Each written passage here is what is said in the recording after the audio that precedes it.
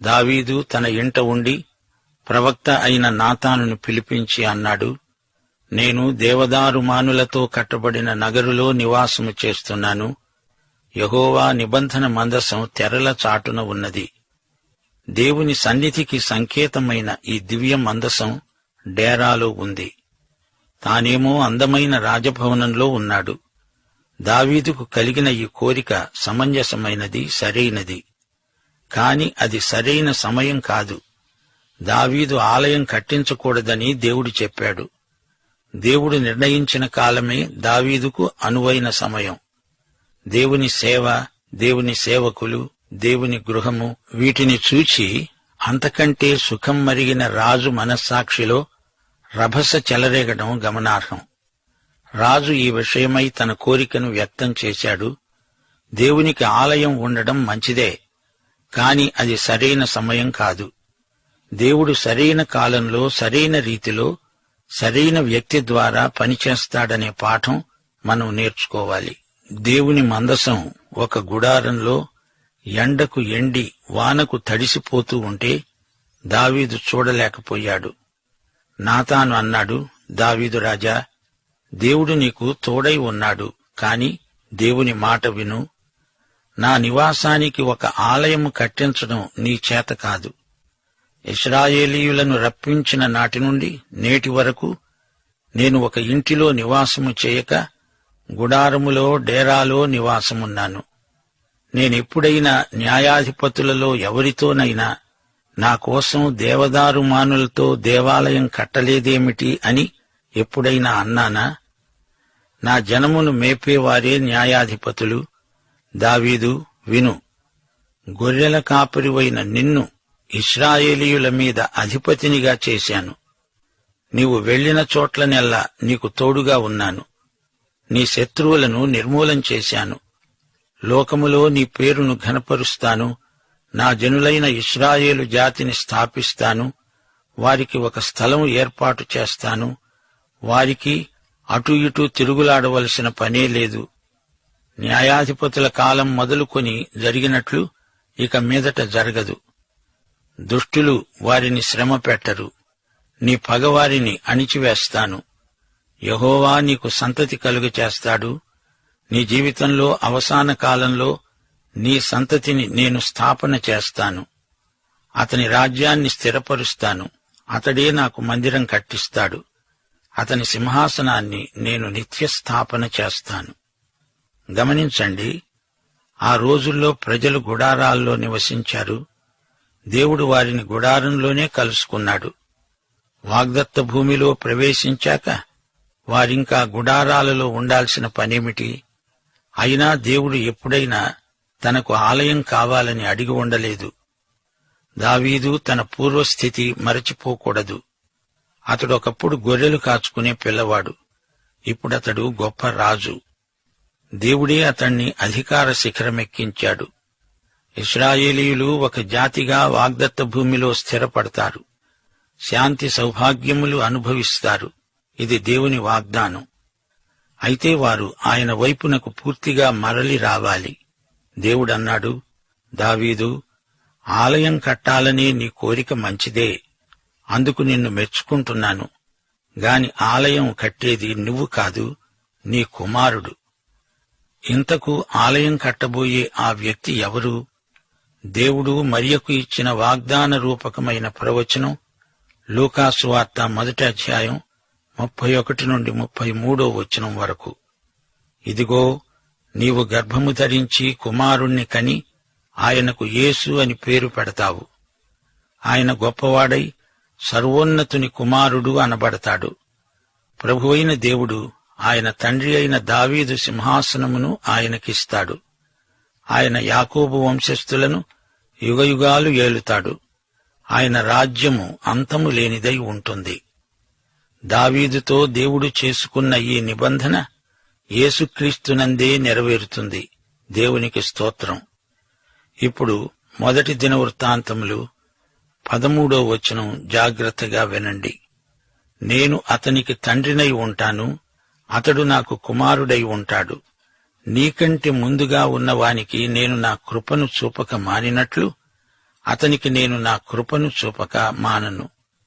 నా మందిరమందు, నా రాజ్యమందు నేను నిత్యము అతణ్ణి స్థిరపరుస్తాను.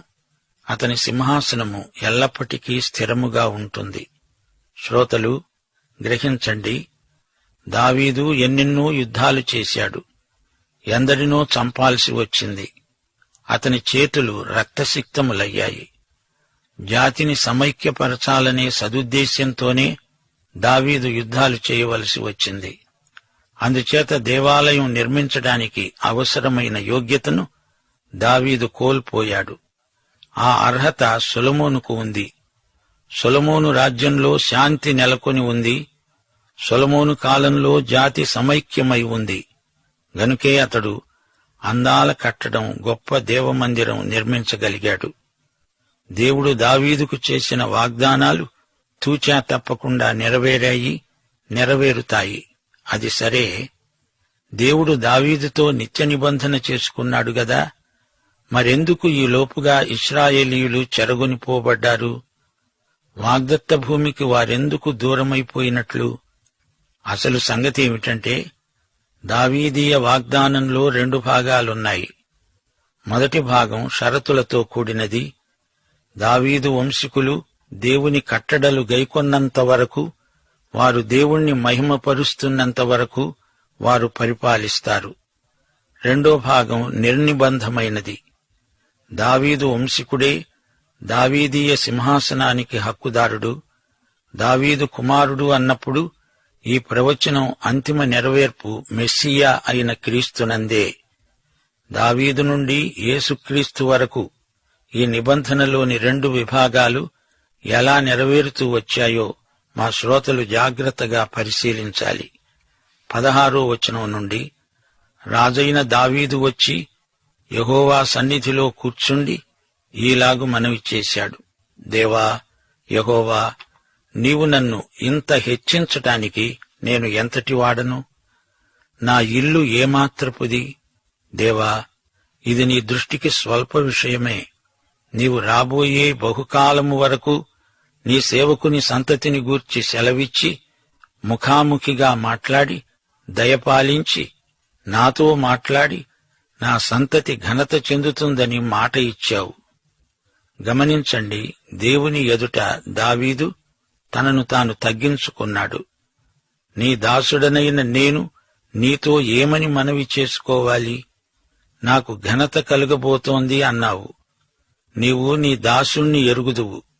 నీ చిత్త ప్రకారమే నా పట్ల ఇదంతా చేశావు. దేవా, మేము నీ నోట విన్నదంతా నిజం. నీ వంటివాడు ఎవడూ లేడు. నీవు తప్ప మరే దేవుడూ లేడు. నీ జనులైన ఇశ్రాయేలీయుల వంటి జనము భూలోకమందు ఏది? ఈజిప్టు నుండి వీరిని విమోచించి తెచ్చావు. వారి ఎదుట నుండి అనేక జనములను తోలివేశావు. నీ పేరు విని అందరూ ఎంతో భయపడుతున్నారు. నీ స్వంత జనులయ్యేట్లు వారిని విమోచించడానికి దేవుడవైన నీవు బయలుదేరావు. వారు నిత్యము నీ జనులై ఉండాలని నీ కోరిక. యెహోవావైన నీవు వారి దేవుడవు. నీ దాసుని గూర్చి, అతని సంతతిని గూర్చి నీవు సెలవిచ్చిన మాట నిత్యము స్థిరమగునుగాక. యెహోవా సైన్యములకు అధిపతి, ఇశ్రాయేలీయులకు దేవుడు అని నీవన్న మాట నిత్యము స్థిరపరచబడునుగాక. నీ పేరు ఎన్నటికిని ఘనపరచబడునుగాక. నీ దాసునికి మనోధైర్యము కలిగి విన్నపం చేస్తున్నాడు. సంతతి దయచేస్తావని నీ దాసునికి తెలియచేశావు గదా. యెహోవా, నీవు దేవుడవై ఉండి ఈ మేలు దయచేస్తానని సెలవిచ్చావు. ఇప్పుడు నీ దాసుని సంతతి నిత్యము నీ సన్నిధిలో ఉండునట్లుగా దానిని ఆశీర్వదించడానికి అనుగ్రహించి ఉన్నావు. యెహోవా, నీవు ఆశీర్వదించిన ఎడల అది ఎన్నటికీ ఆశీర్వదించబడే ఉంటుంది. గమనించారా? ఈ ప్రార్థనలో దావీదు ఎంతో దీనుడై దేవునితో మాట్లాడుతున్నాడు. దేవా, నేను ఏ పాటివాడనయ్యా? నన్ను ఇంతగా హెచ్చించావంటే అది నీ కృపే అంటున్నాడు. దేవుడే రాజు. దావీదులాగే మనం కూడా వినయంతో దేవుని ఎదట మనల్ని మనం తగ్గించుకోవాలి. దేవా, నీ వంటి దేవుడెవరూ లేడు అంటూ దావీదు దేవుణ్ణి మహిమపరుస్తున్నాడు. గమనించాలి, బబులోను చెర నుండి తిరిగి వస్తున్న ఈ ప్రజలకు ఈజిప్టు నుండి వారిని దేవుడు ఎలా బయటికి నడిపించింది చెప్పినప్పుడు గత చరిత్రలోని పూర్వీకుల అనుభవాలకు వారెంతో ఆశ్చర్యపోయారు. దేవుని వాగ్దానాలు, దేవుని కనికరము, కృప, దేవుని కాపుదల స్మరించుకుని వారెంతో ఆదరణ పొందారు. మెస్సియా తన సంతతిలో నుండే రాబోతున్నాడని విన్నప్పుడు దావీదు ఎంతో ఆశ్చర్యపోయి ఉండవచ్చు. ఇది ఎంత గొప్ప కృప, కనికరం! మన మంచితనాన్ని బట్టి కాదు, ఇదంతా ఆయన విశేష కనికరమే, మరేదీ కాదు. దావీదు దేవుని వాగ్దానం మీద నిలువబడి ఉన్నాడు. అతనికి చలనం లేదు, స్థిరమైన పునాది అతనికి ఉంది. దేవునికి స్తోత్రం. దావీదు రాజ్యం స్థిరపరచబడింది. దావీదు ఫిలిష్తీ ప్రాంతాన్ని జయిస్తాడు. మోయాబుపై విజయం, హమాతుతో సమాధానం, అమ్మోను, అమాలేకు, ఎదోములపై దిగ్విజయం, దావీదు రాజ్యంలోని పరిస్థితులు, దావీదుతో ఉన్న అధిపతులు మొదలైన విషయాలు ఇందులో ఉన్నాయి. వినండి, 1వ వచనం నుండి. ఇదంతా జరిగిన తరువాత దావీదు ఫిలిష్తీయులను జయించి వారిని లోబరచి గాతు పట్టణాన్ని, దాని గ్రామాలను ఫిలిష్తీయుల వశంలో ఉండకుండా వాటిని పట్టుకున్నాడు. అతడు మోయాబీయులను జయించగా వారు దావీదుకు కప్పము కట్టేవారయ్యారు. మోయాబు సైన్యంలో 2/3 మందిని హతం చేశాడు. దావీదు వంశానికి చెందిన మహిళ రూతు మోయాబీయురాలే. అసలు ఈ యుద్ధాలు ఎందుకు వస్తాయంటారు? వీటికి మూలమేది? యాకోబు పత్రిక 4వ అధ్యాయం 1-2 వచనాలలో దీనికి జవాబు ఉంది. వినండి. మీలో యుద్ధములు, పోరాటములు దేని నుండి కలుగుతున్నాయి? మీ అవయవాలలో పోరాడే మీ భోగేచ్ఛల నుండే గదా. మీరు ఆశిస్తున్నారు కాని మీకు దొరకటం లేదు.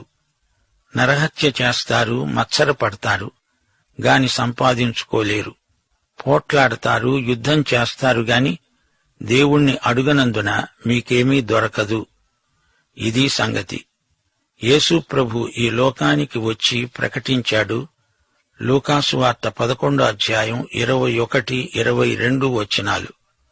బలవంతుడు ఆయుధాలు ధరించుకున్నవాడై తన ఆవరణాన్ని కాచుకునేటప్పుడు అతని సొత్తు భద్రంగానే ఉంటుంది.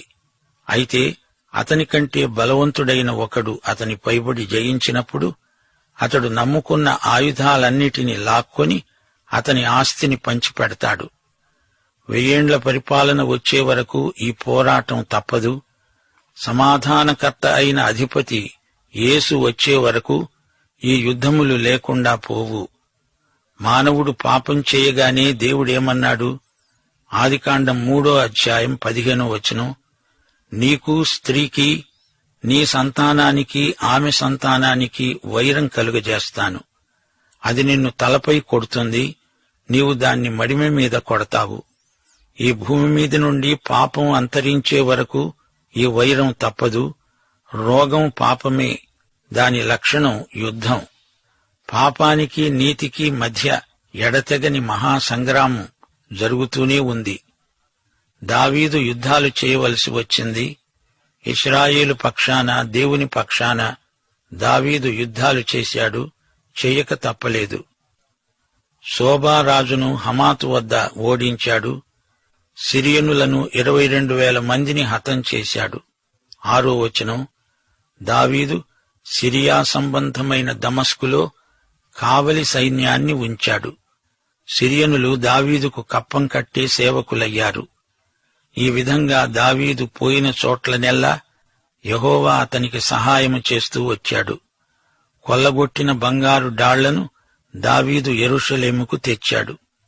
విస్తారమైన ఇత్తడి కూడా తెచ్చాడు. ఇంకా ఎంతో బంగారం, వెండి, ఇత్తడి హమాతు రాజు నుండి, ఇతర రాజుల నుండి సేకరించి ఆ పాత్రలను యెహోవాకు ప్రతిష్ఠించాడు. దావీదు శత్రురాజుల నుండి గుర్రాలను ఎక్కువగా తీసుకోలేదు. గుర్రాలను, స్త్రీలను ఎక్కువగా సమకూర్చుకోకూడదని యెహోవా ఆజ్ఞ. సొలొమోను గుర్రాలను సమకూర్చాడు. తండ్రి కొడుకులిద్దరూ స్త్రీలను బహుభార్యలను పోగుచేసి రెండందాల యెహోవా ఆజ్ఞను మీరారు. ఈ విధంగా విస్తారమైన బంగారం యెరూషలేముకు తేబడింది. సొలొమోను కట్టబోయే మందిరానికి కావలసిన వెండి, బంగారం, ఇత్తడి ముందుగానే దావీదు సమకూర్చాడు. గమనించాలి, దావీదు జైత్రయాత్ర యేసుక్రీస్తు అఖండ విజయానికి ప్రవచనం. దావీదు యుద్ధ విజయం, శాంతి రాజ్యం ఈ రెండు యేసు రాజ్యంలో సమగ్రంగా నెరవేరుతాయి. విశ్వాసం ద్వారా యేసుతో నిత్య సంబంధం పెట్టుకోవడం మనకు శ్రేయస్కరం. ఒకానొక రోజు మనం యేసుతో పరిపాలిస్తాము, ఆయన మహిమను పంచుకుంటాము. 11వ వచనం. తోహు అనే రాజు నుండి దావీదు ఈ సొమ్మును స్వీకరించి ఏమి చేశాడు? వాటిని దేవునికి ప్రతిష్ఠించాడు. అంతా దేవునిదే, దేవుడిచ్చింది దేవునికే ప్రతిష్ఠించాలి అని దావీదు ఆలోచన. 13వ వచనం. దావీదు విజయం వెంబడి విజయం సాధించాడు. అవిశ్వాసులు ఏమనుకుంటారు? మేమే మా శక్తి సామర్థ్యాలను బట్టి ఇది సాధించాము, మా అదృష్టం కలిసి వచ్చింది అని. ప్రియ శ్రోతలారా, మనకు అలాంటిదేదీ లేదు. అంతా దేవుని కృప, ఆయన తోడ్పాటు, ఆయన సహాయం, అంతే. దావీదులాగే మనము మన విజయాలలో మన దేవుణ్ణి మహిమపరచటం నేర్చుకోవాలి. ముగింపులో 17వ వచనం. యెహోయాదా కుమారుడైన బెనాయా కెరేతీయులకు పెలేతీయులకు అధిపతి అయి ఉన్నాడు. దావీదు యొక్క కుమారులు రాజుకు సహాయకులు. ఈ కెరేతీయులు, పెలేతీయులు అన్యదేశాల నుండి వచ్చిన సైనికులు. సౌలు నుండి పారిపోయిన సందర్భంలో దావీదుతో వీరు చేరారు. దావీదుతో అలాగే ఉండిపోయారు. వీరు దావీదుకు అంగరక్షకులై సేవ చేశారు. ప్రియ శ్రోతలారా, దావీదు చేసిన యుద్ధాలు ఎన్నెన్నో. మనమంతా ఇప్పుడు ఆధ్యాత్మిక మహాసంగ్రామంలో ఉన్నాము.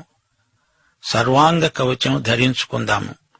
సత్యమనే దట్టి, నీతి అనే మైమరువు, సమాధాన సువార్త వలననైన సిద్ధమనస్సు అనే జోడు, విశ్వాసమనే డాలు, రక్షణ శిరస్త్రాణం, దేవుని వాక్యమనే ఆత్మ ఖడ్గం. జయం మనదే, అంటే ప్రభువుదే. దైవాశీస్సులు.